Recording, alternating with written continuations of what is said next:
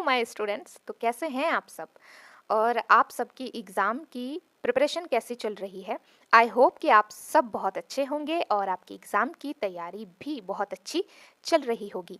और साथ ही साथ मैं आपको बता देना चाहती हूँ कि आज का जो लेक्चर है ये हम लोग आज के लेक्चर में देखेंगे कि बेसिकली अर्थशास्त्र जो है हमारा इकोनॉमिक्स, इसके most important previous year question देखेंगे। ठीक है, इसके पहले वाले इंपॉर्टेंट वीडियो अगर आपने नहीं देखा है, इसके पहले वाले इंपॉर्टेंट क्वेश्चंस अगर आपने मिस कर दिया है तो कोई बात नहीं, अभी भी बहुत टाइम है, सफिशिएंट टाइम है।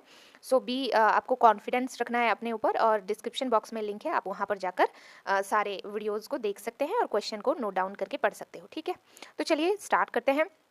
और अगर आपने चैनल को सब्सक्राइब नहीं किया है तो कर लीजिए, ऐसे ही हेल्पफुल चीज़ें आपके पास आती रहेंगी। चलिए नेक्स्ट क्वेश्चन क्या है। तो आज का क्वेश्चन क्या है अर्थशास्त्र में, जो कि परीक्षा में आ चुका है। प्रति व्यक्ति आय से आप क्या समझते हो, और उत्तर आपको 30 शब्दों में देना है। इसके लिए आपको 1 मार्क्स मिलेगा। ठीक है, तो चलिए इसका आंसर देखते हैं। देखिए, प्रति व्यक्ति आय क्या होता है कि जब देश की कुल आय को कुल जनसंख्या से भाग देकर निकाला जाता है तो उसे प्रति व्यक्ति आय कहते हैं। तो प्रति व्यक्ति आय इक्वल टू क्या लिख सकते हैं, राष्ट्रीय आय बटे जनसंख्या। यानी कुल आय को जब हम क्या करते हैं, जब देश की कुल आय को हम कुल जनसंख्या से भाग दे देते हैं, यानी कुल आय यानी राष्ट्रीय आय, देश की पूरी आय मतलब राष्ट्रीय आय, और बटे में देश का पूरा जनसंख्या, तो हमारा प्रति व्यक्ति आय निकल कर आ जाता है। आई होप कि इसमें आपको कोई भी दिक्कत नहीं होगी। नेक्स्ट क्वेश्चन है कि भारत में उपभोक्ता आंदोलन की शुरुआत किन कारणों से हुई थी। इसके लिए आपको 3 मार्क्स मिलेंगे। तो चलिए आइए देखते हैं इसका आंसर आपको कैसे लिखना है।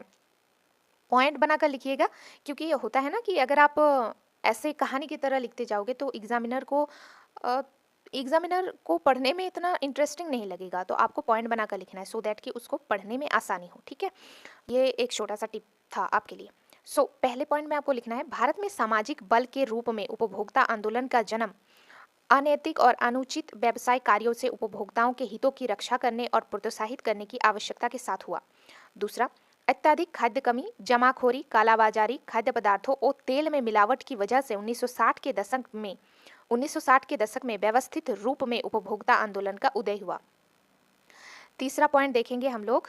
तीसरा पॉइंट क्या है, देखिए कि 1970 के दशक तक उपभोक्ता संस्थाएं बृहत स्तर पर उपभोक्ता अधिकार से संबंधित आलेखों के लेखन और प्रदर्शनी के आयोजन का कार्य करने लगी थी, जिन्होंने सड़क यात्री परिवहन में अत्यधिक भीड़ भाड़ और राशन दुकानों में होने वाले अनुचित कार्यों पर नजर रखने के लिए उपभोक्ता दल बनाया।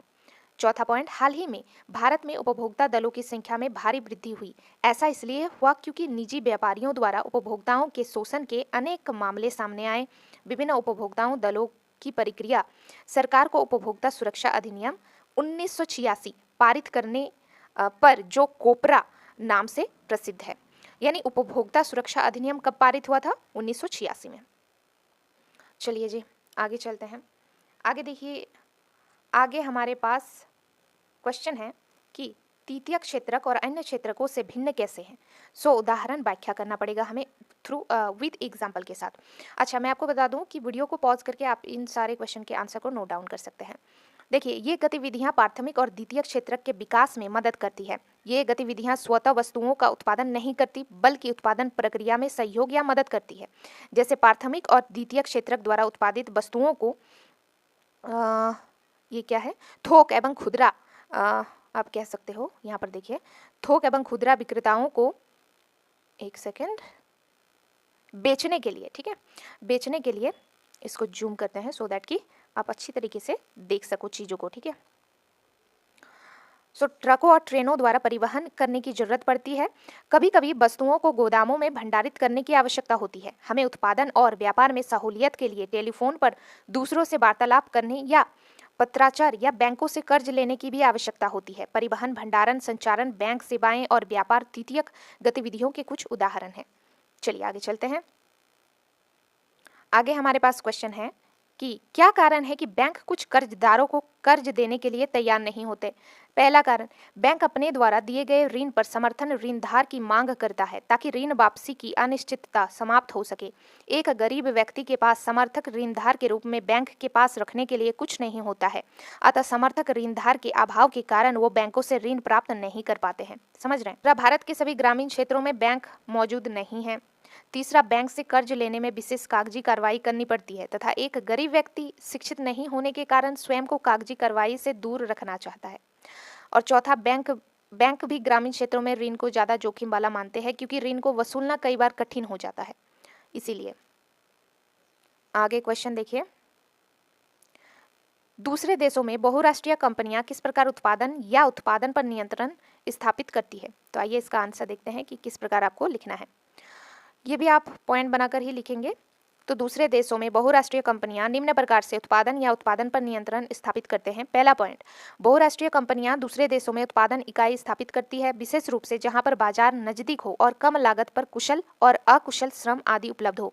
दूसरा, बहुराष्ट्रीय कंपनियां उत्पादन के लिए कार्यालयों और कारखानों की स्थापना करती है। चलिए तीसरा पॉइंट क्या लिखना है देखिए। तीसरा पॉइंट है, बहुराष्ट्रीय कंपनियां विभिन्न देशों की स्थानीय कंपनियों के साथ संयुक्त रूप से उत्पादन करती है। कई बार वो स्थानीय कंपनियों को खरीद कर उत्पादन का प्रसार करती है। चौथा पॉइंट में आपको लिखना है कि बहुराष्ट्रीय कंपनियां छोटे उत्पादकों को उत्पादन का ऑर्डर देती है और उन्हें अपने ब्रांड के नाम से बेचती है।